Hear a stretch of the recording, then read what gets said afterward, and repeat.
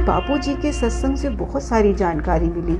ज़िंदगी जीना सीखा हमने, खान पान सीखा हमने, व्यवहार सीखा हमने। तो ये बापूजी के सत्संग में है। मैंने तो सत्संग में देखा, फिर किताबों को पढ़ा। जो आप मैनेजमेंट गुर सीखते हो ना MBA में जाके, वो बापू यूँ सिखा देते हैं। हमारे जो भी वर्तमान PM हैं मोदी जी, क्या कभी उनका आना जाना रहा है आश्रम में? बापूजी का बहुत सानिध्य उनको मिला है, और सबसे बड़ी बात, बापू बहुत प्रेम करते हैं उनको। फिर उन्होंने बापूजी के से प्रार्थना भी की, बापू मुझे बहुत बार कई समस्याएं आती हैं, तो मैं चाहता हूँ मेरा मार्गदर्शन आप करें। तो बापूजी ने आंख बंद करी और फिर खोली। बापू बोले, तुम युद्ध करो, बाकी सब हम संभालेंगे। तुम वहाँ लड़ो, हम यहाँ खड़े हैं, तुम्हें हारने नहीं देंगे। अब हो सकता है वो PM हो गए हैं, इतने व्यस्त हो गए हैं कि उनके पास समय नहीं होता हो संत की तरफ देखने का। गुरु को अगर आपने गुरु का दर्जा दिया है तो आपको गुरु का दर्जा ही रखना चाहिए। जब गुरु ने कह दिया कि ये काम पे रुक जाओ, तो रुकना चाहिए। हमारे देश की संस्कृति को रिप्रेजेंट करने के लिए सितंबर 1993 में भारत देश ने बापू आसाराम जी को भेजा था शिकागो। जब बापू बोलते गए तो लोग पिन ड्रॉप साइलेंस था, सुनते गए सुनते गए सुनते गए सुनते गए।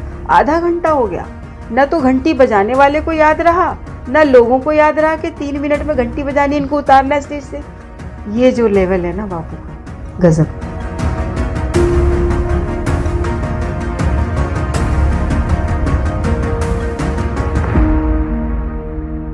श्रृंखला में आज हमारे साथ हैं श्रीमती नीलम दुबे। नीलम दुबे जी पत्रकार रही हैं और अलग अलग पदों पर अलग अलग चैनल्स पर काम करती रही हैं। इसके अलावा वो आसाराम बापू के PRO भी हैं। नीलम जी, सबसे पहले अपने हमारे दर्शकों को अपने बारे में बताइए। देखिए, एक शरीर के नाते मेरा नाम नीलम है। आपने नीलम जी लगा दिया, इसके लिए आपका धन्यवाद। कुछ लोग तो नीलम ही बोलते हैं। आसाराम बापू जी की PRO भी हैं, तो उनके संपर्क में कैसे आए आप? जब मेरी शादी हो गई 2003 में, तो क्या हुआ कि मैं बहुत उद्दंडी टाइप की महिला थी, क्योंकि क्राइम रिपोर्टर थी। तो मेरी सास को था कि भाई ये अगर ये ऐसी है, इसका एटीट्यूड ऐसा है, बिहेवियर ऐसा है, किसी से बनाना नहीं, किसी को कुछ समझना नहीं, तो इसको जो बेबी पैदा होगा उसमें भी गुण आ जाएंगे। मेरी सास ने मुझे कहा कि तुम मुझे इनसे मिलवा दोगी। टेलीविज़न में सत्संग सुन रही थी संत आसाराम बापू जी का, तो बोली इनसे मिलवा दोगी। तो मैंने तो था कि मैं तो बहुत बड़ी पत्रकार हूँ, किसी से भी मिलवा सकती हूँ। तो मैं उन्हें लेके गई वहाँ, तो इतनी भीड़ कि संत आसाराम बापू बहुत ऊपर व्यासपीठ पे बैठे थे, और नीचे मैदान में लोग इतने सारे ठकाठक लोग भी बैठे हुए थे, पसीने पसीने भी हो रहे थे, लेकिन शांति से बैठे हुए थे। बहुत भीड़ के बाद भी उनको कोई तकलीफ़ नहीं, आराम से बैठे हैं। तो मैंने कहा ये कैसे मिलवाएं, वहाँ तक तो कोई जाने नहीं दे रहा, रस्सियाँ बल्लियाँ सब बंधी थी, वहाँ तक कोई नहीं जाने दे रहा था। जितनी बार मैंने कोशिश की, मैंने बताने की कोशिश की, मैं फला चैनल में हूँ, मैं इस पोस्ट पे हूँ, मैं ये हूँ वो हूँ, नहीं, उनसे कोई मतलब नहीं, आप कुछ भी हो, आप वहाँ पे बैठ जाओ, यहाँ नहीं आना। मेरी सास को था कि किसी तरह यह सत्संग सुन ले, तो उन्होंने कहा कि 3 दिन का सत्संग है, रुक जाते हैं आज रात को, कल ये लोग दीक्षा दे रहे हैं, तो मैं दीक्षा ले लेती हूँ। तो मैंने कहा ठीक है, आप ले लो। दीक्षा की किट मिलती थी, 150 रुपये की एक किट थी, तो वो एक नहीं 2 किट लेकर आई, मुझे नहीं पता था। और फिर मेरा काउंसलिंग शुरू कर दिया कि गुरु के दरबार में आओ तो मंत्र दीक्षा लेनी चाहिए, ऐसा कैसे, मतलब इमोशनल ब्लैकमेल जैसा उन्होंने मुझे शुरू कर दिया बोलना। तो मैंने कहा मैं क्यों दीक्षा लूँ। तो मुझे समझाने लग गई, तो अभी प्रेग्नेंट है, माँ बनने वाली है, तो जाप करेगी, बच्चे पे असर होगा, बच्चे का दिमाग तेज होगा, ये वो। मैंने नहीं सुना उनका। मैंने कहा आप लो दीक्षा, ये आपका टाइम है, बूढ़े लोग माला जपते अच्छे लगते हैं, हम क्यों माला जपेंगे। आपको मैं यहाँ ले आई, आप दीक्षा ले लो, आपको गुरु बनाना बनाओ। तो मैंने कहा मैं नहीं बनाऊंगी, आप चलो। तो बोली कि फिर मुझे इमोशनल ब्लैकमेल शुरू कर दिया। मेरे मन में आया कि चलो यार, बुजुर्ग है, माँ है, तो मैंने कहा ठीक है ले लेती हूँ दीक्षा, लेकिन जपूंगी नहीं। तो बोली कोई नहीं, तू दीक्षा तो ले ले, मेरे नाल बैठ जा। तो दीक्षा के लिए सुबह 5:30-6 बजे मैदान में जाना था, नहा धो करके, और कुछ खा पी के नहीं जाना था। मैं प्रेग्नेंट थी, मुझे हर 1 घंटे बाद भूख लगती थी। तो मैंने कहा मैं इतनी देर भूखी बैठी रहूँगी? तो बोली जब तक रहा जाएगा रह लेना ना, नहीं तो ये जूस फ्रूट वगैरह सब खा लेना, तुमको परमिशन है। तो हम वहाँ गए दीक्षा लेने। तो मैंने उस समय मंत्र दीक्षा ले ली और बापूजी ने वादा लिया था कि आप लोग आज से इस मंत्र की 10 माला जपोगे रोज़, चाहे जब भी जपो, लेकिन 10 माला रोज़ आपको जपनी है। तो मेरे को लगा यार तो वादा ही दे दिया, चलो 10 माला जप लेंगे। तो मैं फिर तब से 10 माला किश्तों में जपती थी, 2 कभी 3 कभी, फिर कभी 2 कभी, ऐसे 24 घंटे में 10 कर लेती थी। 1 को 10 नहीं करती थी। दीक्षा के बाद मैंने देखा मेरे स्वभाव में बदलाव आया, मेरा एटीट्यूड बहुत ज़्यादा बदल गया, मैं चीज़ों को कुछ अलग तरीके से लेने लगी, मेरा बिहेवियर काफ़ी चेंज हो गया। मैं हर चीज़ का आकलन करके आगे बढ़ती थी। तुरंत गुस्सा जैसे मेरी नाक पे चढ़ा होता था, वो गुस्सा भी मेरा शांत हुआ। तो मैंने देखा मेरे बिहेवियर में चेंज आया, मेरा लोगों के मन में मेरे प्रति मान सम्मान अब अलग तरह का होने लगा। जब ये चेंजेस आने लगे तो लोगों को भी थोड़ा सा एक्सेप्टेंस हुआ। पहले मेरे लिए लोगों का एक्सेप्टेंस नहीं था, धीरे धीरे वो एक्सेप्टेंस बढ़ने लगा। तो मुझे लगा यार कुछ तो है बाबा में। तो वो फिर मुझे धीरे धीरे मैं और करीब होती चली गई। उनके सत्संग जाने लगे फिर आप उसके हाँ, बाद? फिर सत्संग हम परिवार के साथ जाते थे, मैं, मेरे हस्बैंड, मेरी सासू माँ, तीनों लोग इकट्ठे जाते थे। बाद में मेरे ससुर जी ने भी दीक्षा ले ली, मेरे हस्बैंड ने भी ले ली, पूरे परिवार ने ले ली। फिर धीरे धीरे आश्रम की ज़िंदगी को समझना शुरू किया। आश्रम में बहुत सुकून मिलने लगा, क्योंकि बहुत भागा दौड़ी आपाधापी की ज़िंदगी से थोड़ा हट के आश्रम में जाके रहो। सत्संग में जाने के बाद मुझे पता चला मधु कि हमने कुछ पढ़ाई की ही नहीं। मैंने बीएससी मेडिकल कर लिया, मैंने एमए इंग्लिश कर लिया, मैंने एमए जर्नलिज्म कर लिया, अब मैं पीएचडी करने जा रही हूँ, लेकिन मुझे लगा मैं तो अनपढ़ हूँ। जब आप सत्संग की दुनिया में बैठे और जब आपने देखा, क्योंकि बापू ने जब वेदों की चर्चा की, वेदों की जानकारी देनी शुरू करी, तो मैंने कहा यार हमें तो कुछ भी नहीं आता। तब मुझे दुख हुआ, मैंने कहा हमारी एजुकेशन पॉलिसी तो बहुत ख़राब है, हम लोग को बताया ही नहीं जाता। आप हम फॉरेनर्स की अगर बात करें, विदेशों की, तो वहाँ पे बाइबल पढ़ाई जाती है। करेक्ट। और हमारे यहाँ पर जो वेद हैं, जिसकी पूरी दुनिया में मान्यता है, हम लोगों को कुछ भी नहीं, 4 वेद में से एक क्या आधा भी वेद नहीं पढ़ाया जाता। सारा ज्ञान वेदों से निकला है, सारा ज्ञान। अगर आप बाकी किसी भी किताब को देख लो तो वेदों से निकली है। और चलो वेद नहीं पढ़ते, आप श्रीमद् भगवत गीता का तो चर्चा करो स्कूलों में। श्री कृष्ण भगवान अर्जुन को इतनी बड़ी गीता दे के गए, जिसके ज़रिए उन्होंने युद्ध भी जीता और खुद को भी जीता, और आज तक उस गीता की चर्चा है। उससे बड़ा कोई साहित्य नहीं बना। आप उसकी चर्चा स्कूलों में करते ही नहीं हो। किसी को नहीं पता कि मतलब एक बार तो हम लोग जब पत्रकारिता नई करते थे तो हम माइक लेके ऐसे स्कूलों के पास चले जाते थे। जब स्कूल कॉलेज खुल रहा है, न्यू एडमिशन, तो हम माइक घुमाते थे, वॉक्स पॉप लेते थे, छोटा बाइट। तो वॉक्स पॉप में एक लड़की से पूछा क्या स्कोरिंग थी आपकी 12th में, तो उसने वो क्या स्ट्रीम ली है, बीकॉम फर्स्ट ईयर, अच्छा honours, BCom first year honours कर रही है वो, और क्या परसेंटेज थी 98.9% 12th में। अच्छा ठीक है। गुरु वेद व्यास जी कौन थे? नेवर हर्ड बिफोर, गुरु वेद व्यास जी नहीं सुना। अच्छा, राम जी के कितने भाई थे? राम जी के भाइयों के नाम बताओ। राम, लक्ष्मण, नकुल एंड सहदेव। स्कूल के बच्चों को नहीं बताया जाता, गीता नहीं बताई जाती। सत्संग में जब जाना शुरू किया मधु, कि तुलसी के पत्तों में एक ऐसा रस होता है, वो रस दूध का दुश्मन होता है। तो आप जो दूध की चीज़ों के साथ अगर तुलसी का रस ले लेते हो तो आने वाले समय में भयानक बीमारियां आपको हो सकती हैं। और हम तो बचपन से तुलसी के पत्तों वाली चाय पीते थे। सब पीते हैं। हाँ, सब पीते हैं। तो ये आपको आयुर्वेदा की जानकारी है, लेकिन अधूरी है।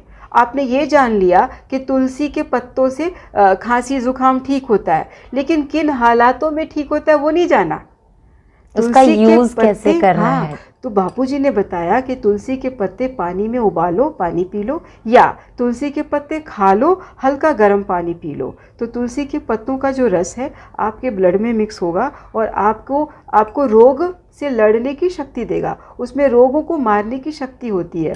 फिर बाद में जब मैंने उसको साइंटिफिकली देखा, क्योंकि एक साइंस की स्टूडेंट हूँ तो फिर सीधे सीधे इस पर विश्वास नहीं करूँगी। तो साइंटिफिक रिसर्च करा तो देखा कि तुलसी के पत्तों में यूजिनॉल नाम का एक कॉम्पोनेंट होता है।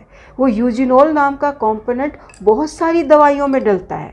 हार्ट की डिसीज़ को ठीक कर रहा है यूजिनॉल, किडनी की बीमारियों को ठीक कर रहा है यूजिनॉल, रेस्पिरेटरी सिस्टम ठीक कर रहा है यूजिनॉल, ब्लड को प्यूरिफाई कर रहा है यूजिनॉल, एक्सक्रीटरी सिस्टम संभाल रहा है यूजिनॉल, लिवर को मजबूत कर रहा है यूजिनॉल। वो यूजिनॉल तुलसी के पत्तों में है। और तुलसी के 5 पत्ते चबा लो और फिर उसको फिर पानी पी लो तो इतना रस आपके ब्लड में आ जाता है कि आपके सारे सिस्टम लगभग ठीक हो जाते हैं। तो ये मैंने सत्संग में सीखा, ये किताबों में कहीं नहीं बताया, स्कूल में नहीं बताया। इवन मैं बॉटनी की स्टूडेंट रही, बॉटनी में मैंने नहीं पढ़ा। मैंने तुलसी का साइंटिफिक नाम जान लिया, तुलसी कितने तरह की होती है ये जान लिया, इसके कितने स्पीसी हैं, कितने जीनस हैं ये जान लिए, लेकिन मुझे ये नहीं समझ में आया तुलसी का हमारे लिए यूज़ क्या है और हम तुलसी के फ़ायदे कैसे ले सकते हैं और उससे नुकसान भी हो सकते हैं तो कैसे बचें। बहुत से लोगों को ये नहीं पता है कि अगर आप दूध पी लेते हो तो उसके साथ आपको कुछ पर्टिकुलर चीज़ें नहीं लेनी है। वो पर्टिकुलर चीज़ें आप ले लेते हो तो आपको बीमारी होती है। बहुत से लोगों को ये नहीं पता कि दही के साथ हरी मिर्च नहीं खानी चाहिए, ये आयुर्वेदा में नुकसान है। दही में आप काली मिर्च डाल के खा सकते हो, हरी मिर्च मत डालो। तो अच्छा, दूध के साथ आप दाल नहीं ले सकते, नमक नहीं ले सकते, लेकिन दूध में लोग नमक वगैरह सब लेते हैं। वाइट सॉस बनाते हैं, दूध में बनती है, उसमें नमक भी डालते हैं और फिर बाद में कैंसर के पेशेंट होते हैं।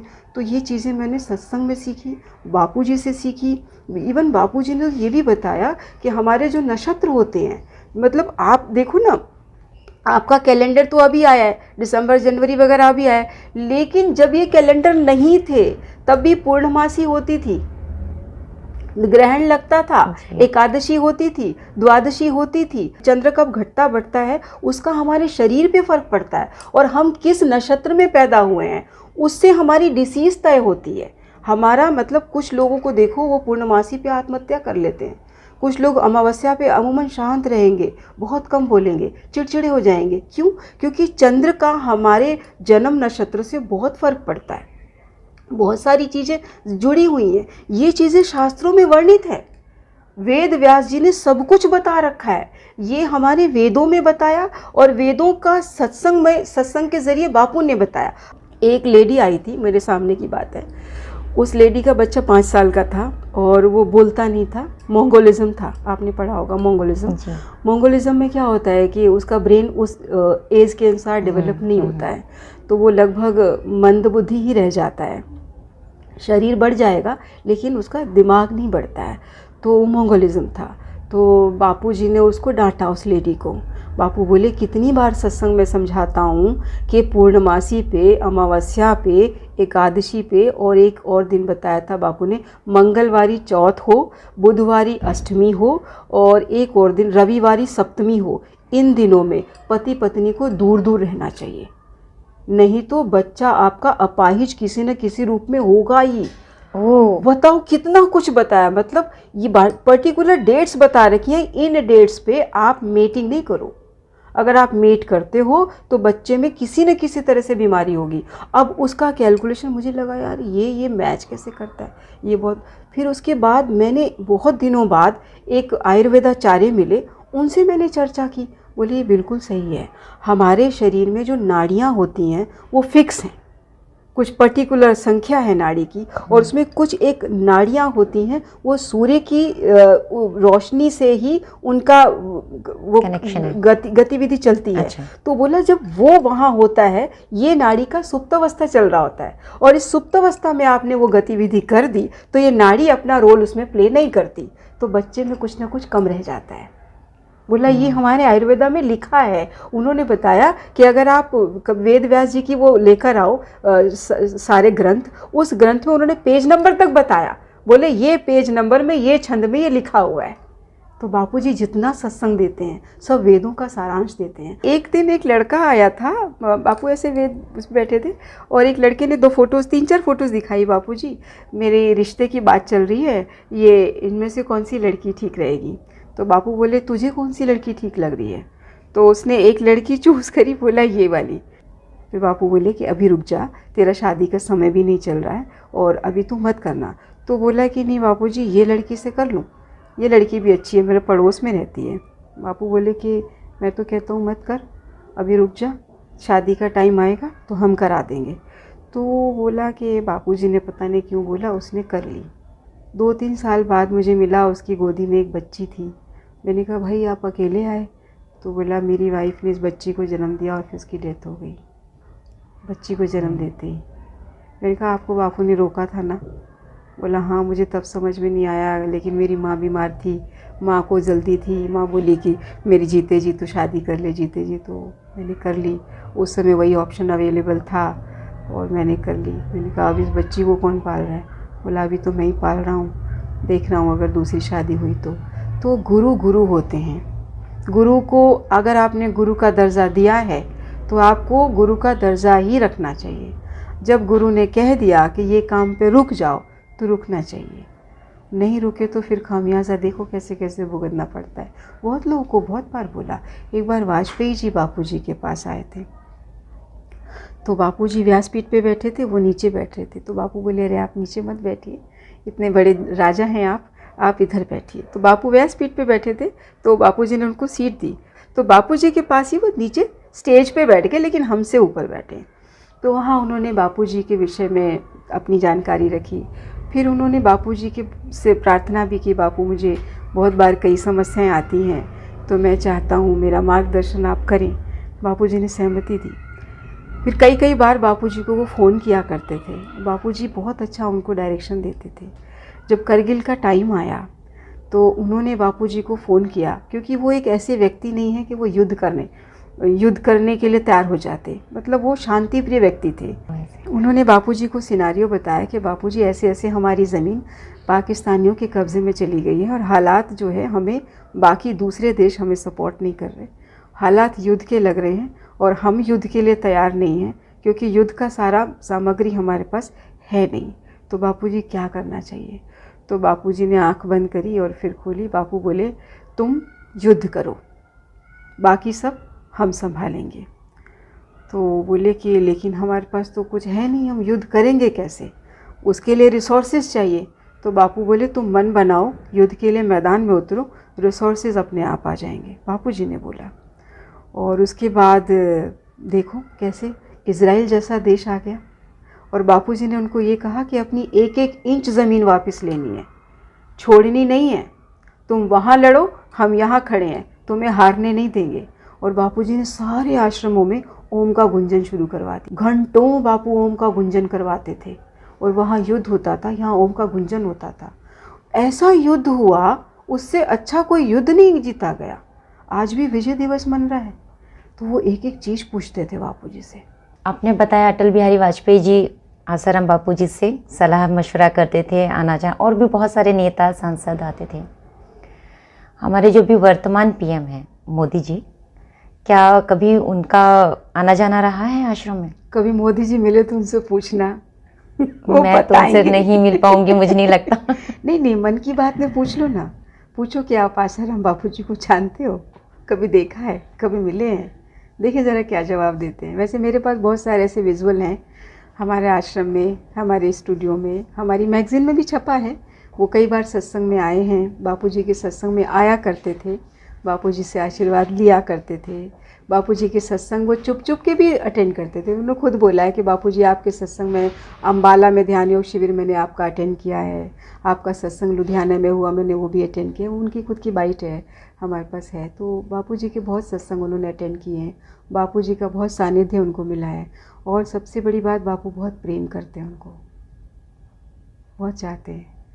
बापू उनको इतना लाइक करते हैं कि बापूजी ने, जब वो सीएम थे तब बापूजी ने उनको कह दिया था कि मैं तुझे पीएम की कुर्सी पे देखना चाहता हूँ और तुझे बना के रहूँगा।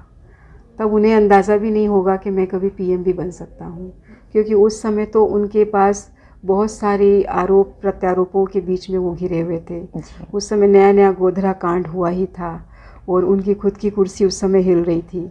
तो बापूजी ने उनको कहा था कि तुम बने रहो इस कुर्सी पे, तुम्हें पीएम तक जाना है, डटे रहो।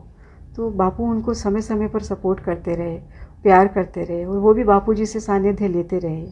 अब हो सकता है वो पीएम हो गए हैं, इतने व्यस्त हो गए हैं कि उनके पास समय नहीं होता हो संत की तरफ देखने का।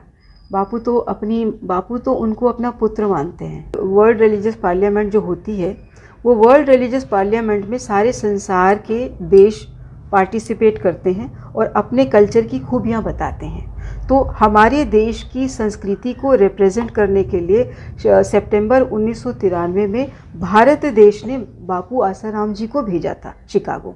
वो वहाँ पर हर वक्ता को 3 मिनट मिलते हैं बोलने के लिए, तो बापू जी को भी 3 मिनट मिले। 3 मिनट में आपको अपनी संस्कृति के बारे में पूरी चर्चा देनी है। बापू जी ने जब बोलना शुरू किया तो बापू तो घड़ी रखते नहीं थे। बापू ने तो अपनी संस्कृति की जब चर्चा शुरू करी तो संस्कृति इतनी वास्ट है कि 3 मिनट में समेटो कैसे। तो जब बापू बोलते गए तो लोग पिन ड्रॉप साइलेंस था, सुनते गए। आधा घंटा हो गया, न तो घंटी बजाने वाले को याद रहा, न लोगों को याद रहा कि 3 मिनट में घंटी बजानी, इनको उतारना स्टेज से।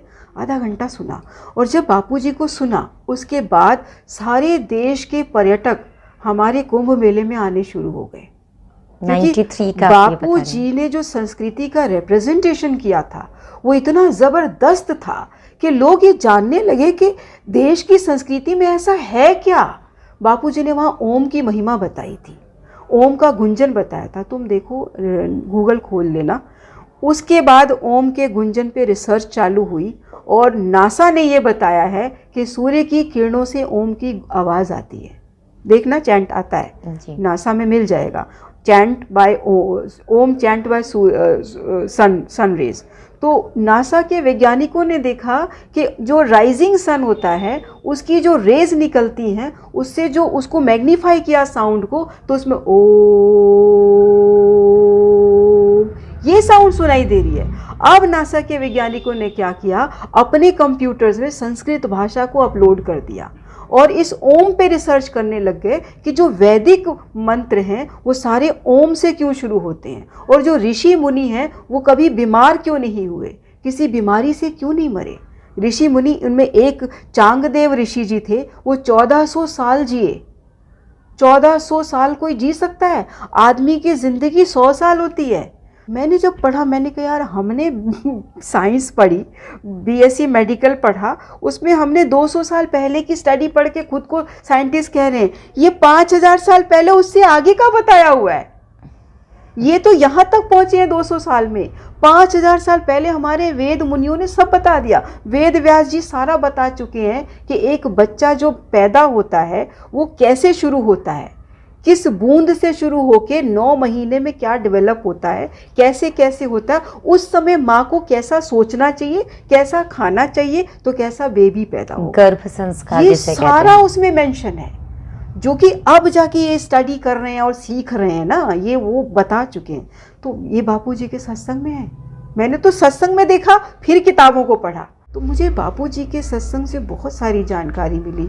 ज़िंदगी जीना सीखा हमने, खान पान सीखा हमने, व्यवहार सीखा हमने, कैसा कपड़ा पहनना चाहिए ये सीखा हमने, मेहमान आए तो उसको ग्रीट कैसे करना चाहिए, पहले क्या भोजन देना चाहिए, कैसे बिठाना चाहिए, ये सब सिखाते हैं बापू। और हम अगर फील्ड में फंस जाएं, जॉब में, तब हमको उसमें कैसे निकलना है ये भी बापू सिखाते हैं।